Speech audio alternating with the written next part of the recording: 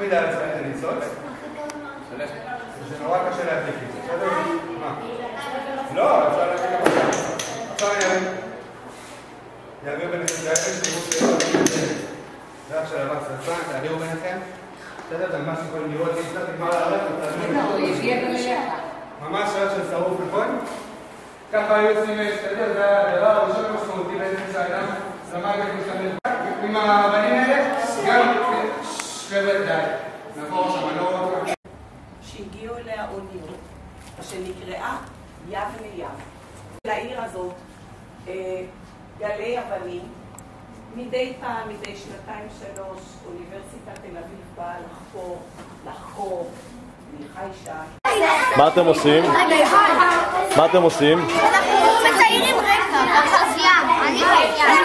רקע של מה? רקע של מה? אנחנו מציירים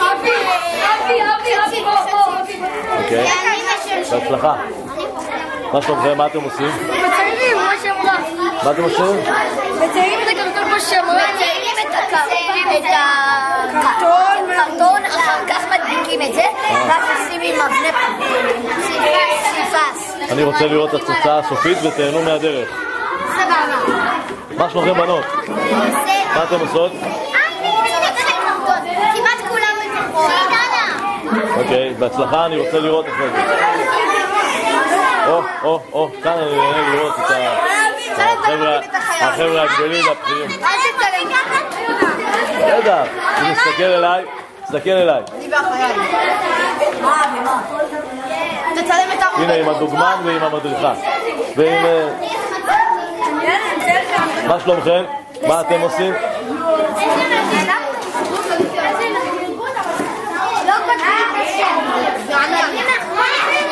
אהרון, תסתכל לפה.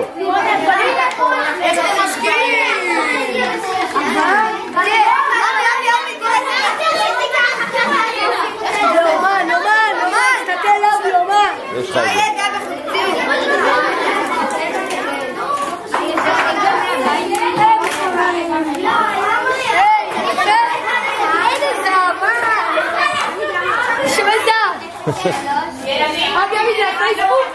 בטח, בטח. כיוון שאין לנו עכשיו מים, שמתי בכל השירותים, שמתי מגבונים, אחר כך שמי עומר, וזה העבודה שלי. נכון, העבודה מאלפת. של מי הכי יפה פה? לדעתי שלי. לפי דעתי גם שלי. לפי דעתי שלושתנו הכי יפה. הופה. איזה יופי. מה אתה רוצה, אהרון? שלום. נהנית?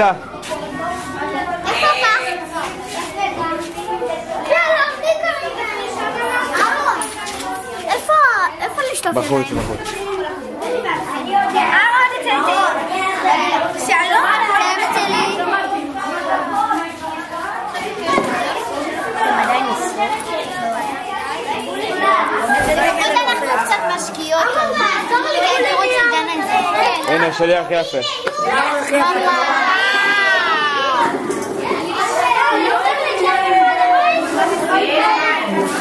רות חושבת, אומנית, חורת תחת.